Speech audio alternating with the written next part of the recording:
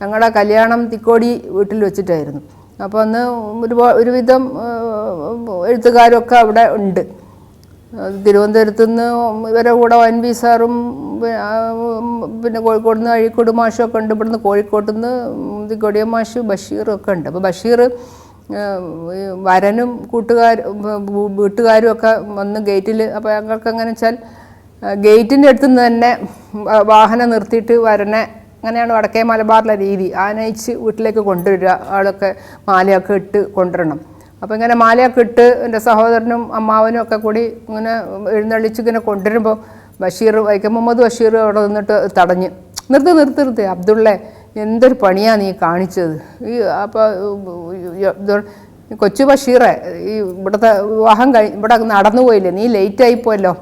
അതിനേക്കാളൊരു പിന്നെ മഹാനായ ബഷീർ ഇവിടെ ഉള്ളപ്പോൾ പിന്നെ ആരെങ്കിലും ഒരു നിന്നെപ്പോലുള്ള ആരെങ്കിലും കൊണ്ട് ഈ കുട്ടിയൊക്കെ വിവാഹം കഴിപ്പിക്കും. അപ്പോൾ ആദ്യം തിരുവനന്തപുരത്ത് നിന്ന് ഇവരൊക്കെ ബഷീറിനെ അറിയുന്നുണ്ടല്ലോ, പക്ഷേ കൂടെ വന്നവരൊക്കെ ആകെ ഒന്ന് അമ്പായിരുന്നു. ഇതെന്താ ഈ പറയുന്ന ഇയാൾ ഈ പിന്നെ ഉള്ളതാണോ? അവർക്ക് അന്ന് ബഷീറിനൊന്നും ബന്ധുക്കൾക്കൊന്നും അറിയില്ലല്ലോ.